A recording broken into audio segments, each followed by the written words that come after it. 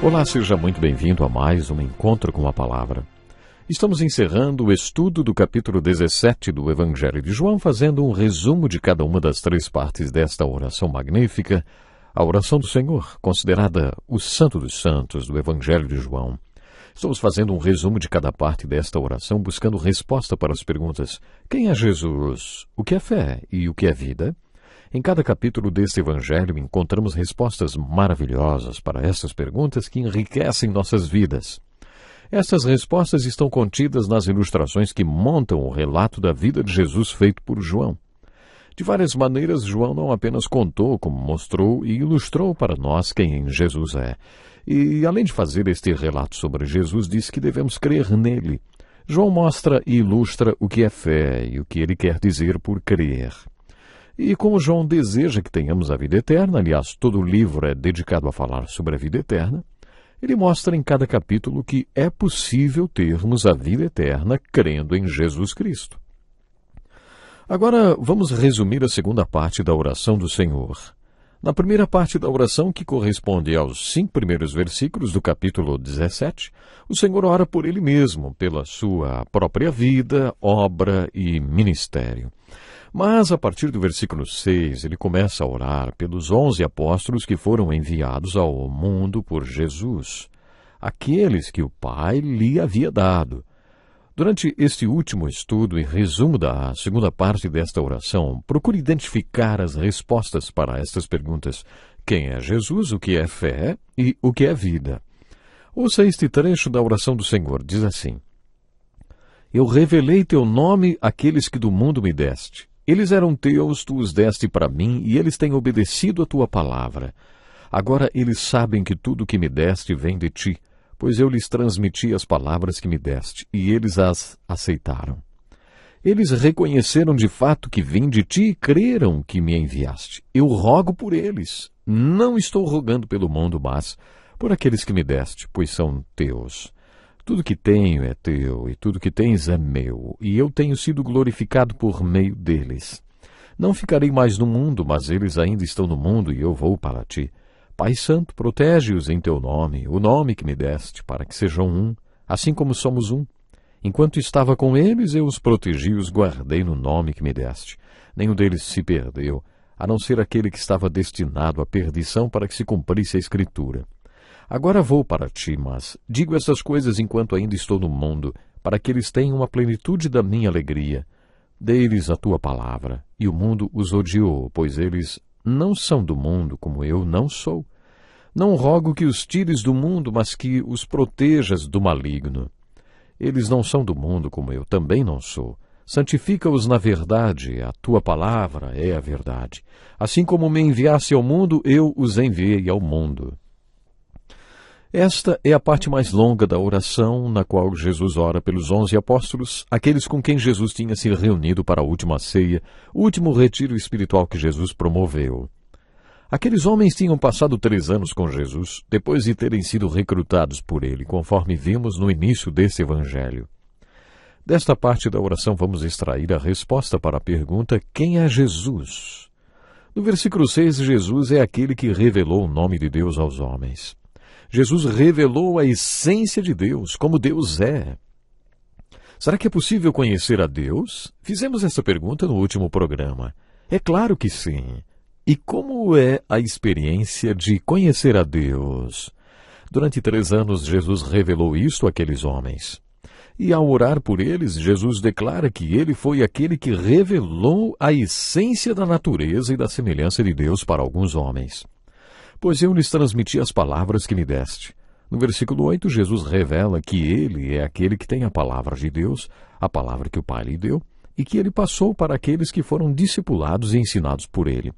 Ainda no versículo 8, a respeito dos 11 apóstolos, Jesus acrescentou: eles creram que me enviaste. Eles creram que Jesus não era apenas mais um rabino bem preparado, nem mais um mestre apenas. Mas interessante que eles creram, conforme Jesus alegou no capítulo 7, ele era o mestre que veio de Deus e ensinava o ensinamento de Deus, as palavras do próprio Deus, isso mesmo. Eles creram que o Pai havia entregado aquelas palavras que Jesus lhes transmitiu e que Jesus havia sido enviado pelo Pai.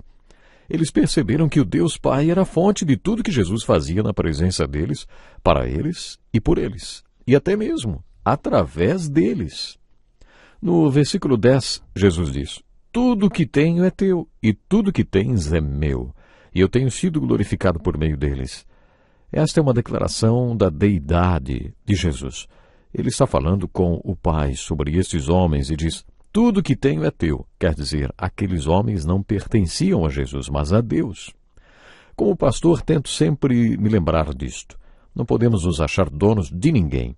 Tenho que me lembrar que os membros da igreja não são minhas ovelhas, mas de Deus. Lembro-me que uma vez eu estava orando para que Deus aperfeiçoasse uma certa pessoa para um outro ministério. E o líder desta organização ficou chocado por eu estar abrindo mão justamente de alguém que era o meu braço direito. Mas eu disse a ele: ele não é meu, ele é de Deus. E não importa o que eu quero que ele faça, mas sim o que Deus quer que ele faça. E se Deus o quer trabalhando com você, na sua organização, é isso que eu também quero que ele faça. Essa deve ser nossa atitude, a mesma que Jesus teve com os 11 apóstolos. Jesus diz: tudo que tenho é teu. Isso nós podemos e devemos dizer para Deus, mas Jesus também falou: e tudo que tens é meu. Só Jesus poderia ter dito isto.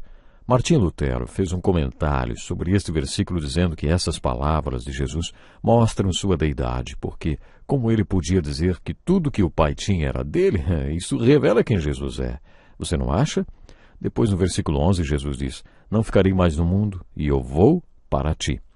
O autor Henry Drummond costumava dizer que Jesus estava sempre indo para o Pai. Ele veio do Pai e estava sempre voltando para o Pai. E ele sabia disso. Ele sabia que estaria neste mundo por um certo tempo e ansiava pelo dia em que voltaria para o Pai. Acho que esta é uma boa resposta para a pergunta: quem é Jesus?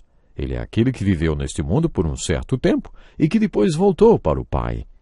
Ainda no final do versículo 11, Jesus mostra a sua unidade com Deus e pede que os apóstolos sejam um com o Pai, como ele e o Pai o são. Portanto, aqui Jesus é o Filho que é um com o Pai. Ele faz esta afirmação do começo ao fim deste evangelho, principalmente por ocasião da última ceia. Eu gosto muito da descrição de Jesus no versículo 12.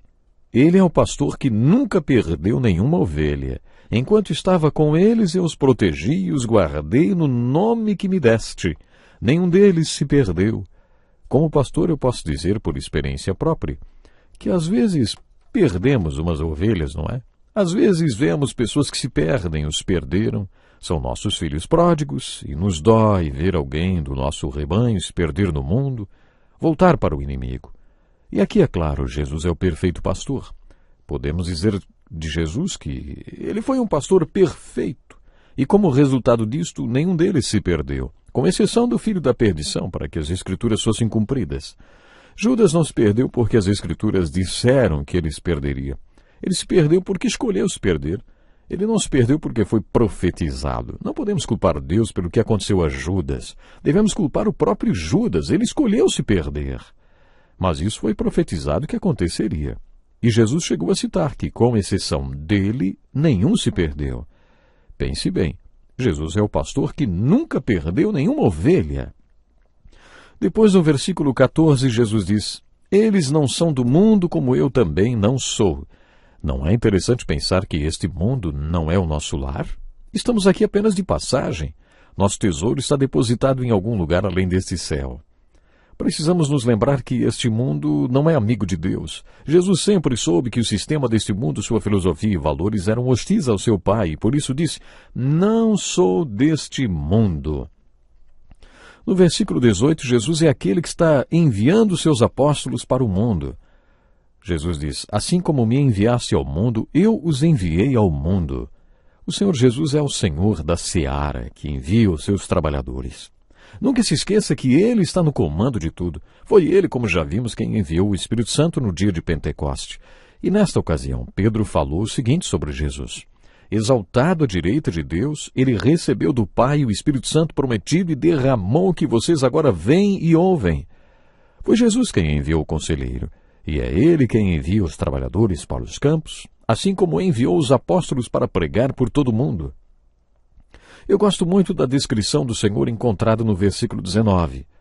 Em favor deles eu me santifico para que também eles sejam santificados pela verdade. Nesse versículo, Jesus está dizendo que se separou para o Pai, a fim de que os apóstolos a quem ele tanto ama também sejam separados através da verdade. Para muitos estudiosos, a cruz também está implícita neste versículo. Santificar-se significa separar-se, colocar-se à parte. É fácil ver a aplicação que qualquer pastor ou professor faz desse texto. Você tem um rebanho pelo qual é responsável e, provavelmente, suas ovelhas não chegarão a ter a mesma estatura espiritual que seu pastor. Por isso, este exemplo de Jesus é um grande desafio. Pelo bem deles, eu me santifico, para que eles também sejam santificados. Por causa deles, eu desejo viver uma vida santa, para que eles aprendam comigo a viver em santidade. No caso de Jesus, talvez a aplicação que possamos fazer vá além disto.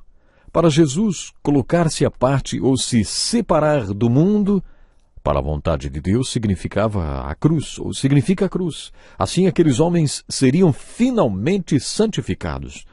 Por isso aqui você pode dizer, Jesus é o Salvador santificado. Esta é mais uma resposta desta segunda parte da oração do Senhor para a pergunta, quem é Jesus? E o que é fé? Na segunda parte da oração do Senhor, o que é fé? No versículo 6, lemos que eles têm obedecido a tua palavra. Você não acha que isto responde à pergunta o que é fé? Fé é obediência. Somente quem crê, obedece. E somente quem obedece, crê. Você precisa viver com fé.